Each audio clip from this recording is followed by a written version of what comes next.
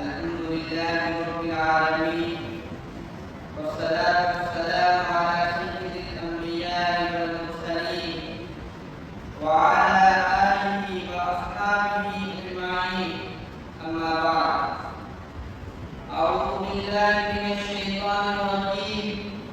بسم الله الرحمن الرحيم.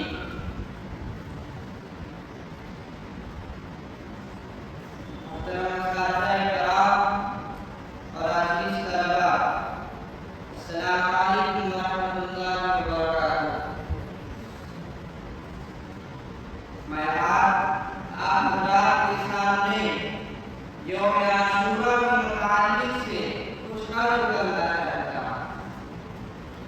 مسلمانوں کی زندگی میں یوم عاشورہ یعنی 10 محرم الکرام کی بڑی اہمیت ہے۔ اس اہمیت کی بہت سی وجہیں ہیں۔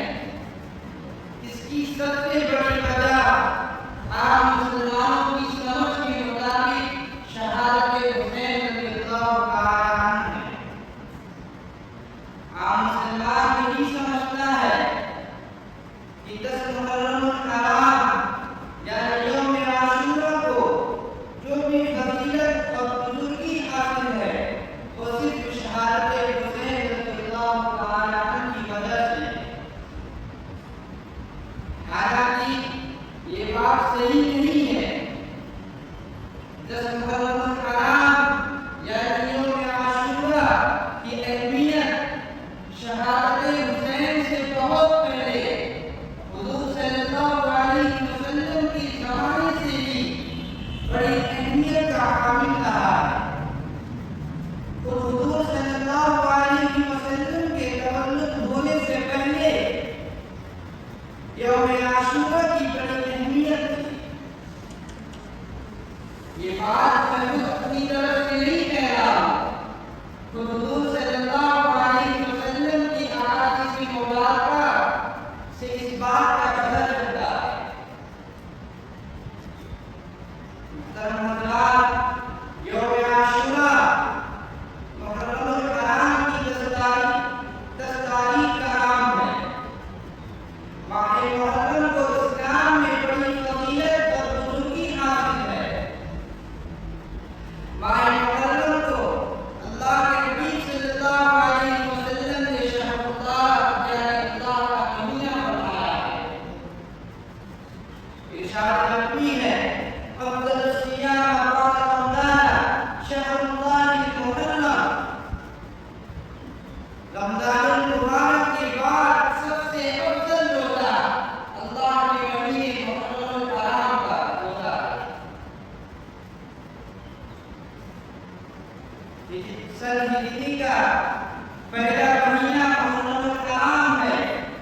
نئے اسلامی سال کا آغاز محرم الحرام سے ہوتا ہے۔ اس ماہ کی 10 تاریخ یوم عاشورہ کہلاتی ہے۔ اس ماہ کی 10 تاریخ کو قیامت آئے گی۔ اس ماہ کی 10 تاریخ کے متعلق حضرت عبداللہ بن عباس رضی اللہ تعالیٰ عنہ فرماتے ہیں میں نے حضور صلی اللہ علیہ وسلم کو کسی ایسے دن کی روزے کی فکر میں نہیں دیکھا جس کی اتنا زیادہ مبالغہ کیا ہو یوم عاشورہ کے روزے کی فکر میں۔ مسلم شریف کی حدیث ہے جو لوگ یوم عاشورہ کا روزہ رکھتے ہیں ان کے 1 سال کا گناہ معاف ہو جاتا ہے۔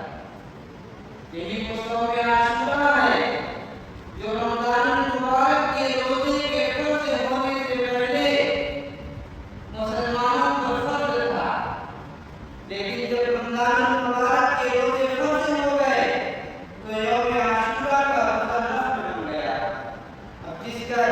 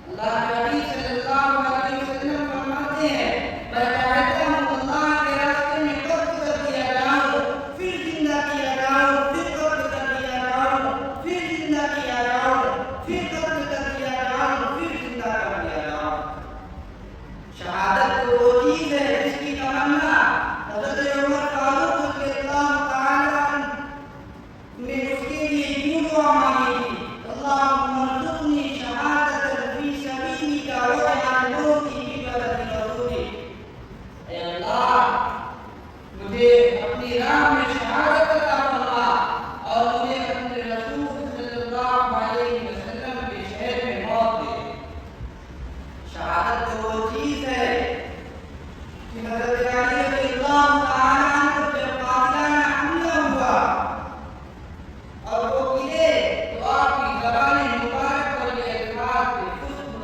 رب کعبہ کی قسم میں کامیاب ہو گیا۔ مسلمان غور کرو، کیا اتنی عظیم شے جس کی تمنا حضور صلی اللہ علیہ وسلم نے کی ہو، حضرت عمر فاروق رضی اللہ تعالیٰ عنہ نے کی ہو، جس کے حاصل ہونے پر حضرت علی رضی اللہ تعالیٰ عنہ نے اپنے آپ کو کامیاب بنا دیا ہو، کیا وہ بھی کم کی چیز ہو سکتی ہے؟ اگر شہادت ہی کی وجہ سے کوئی دن، کوئی مہینہ، کوئی تاریخ کم کی تاریخ ہو جاتی ہے تو یقین محرم الحرام کو کم کی تاریخ کیوں نہ کہا جائے؟ اس میں امیر المؤمنین سیدنا عمر بن خطاب رضی اللہ تعالیٰ عنہ شہید ہوئے، اور عمر بن خطاب جن کی حیبت سے قہر و غصہ لرز گیا۔ ماہ ذی الحجہ کی 18 تاریخ کو سیدنا عثمان بن عفان رضی اللہ تعالیٰ عنہ شہید ہوئے۔ ماہ شوال کو غم کا مہینہ کیوں نہ کہا جائے کہ اس ماہ میں حضور صلی اللہ علیہ وسلم کے سگے چچا حضرت حمزہ رضی اللہ تعالیٰ عنہ کی دردناک شہادت کا واقعہ پیش آیا، جس کی نوش کو دیکھ کر حضور صلی اللہ علیہ وسلم کڑپ ہوئے اور فرمایا، امی شہید الشہداء، میرے چچا شہیدوں کی سردار۔ یہ چند مثالیں ہیں، ورنہ اسلام کی تاریخ میں کوئی ایسا دن، کوئی ایسی تاریخ نہیں جس میں کسی نہ کسی عظیم شخصیت کی شہادت داخل ہو۔ اسلام کی تاریخ میں شہادت کے متوالوں اور سرفروشوں سے بھری پڑی ہے۔ بعض نادان 10 محرم الحرام، بعض نادان 10 محرم الحرام کو ضاحیہ بناتے ہیں، ماتم الطوفان کرتے ہیں۔ بھلا اس قسم کی چیزوں کی گنجائش کہاں سے نکل سکتی ہے؟ اسلام کو مسلمانوں کو سادگی اور دنیا کے جھمیلوں سے نکال کر اسلام کو دنیا کے جھمیلوں سے نکال کر انسانوں کو سادگی کی طرف بلاتا ہے۔ لیکن جو لوگ غم حسین پر ماتم و غامہ کرتے ہیں، نہ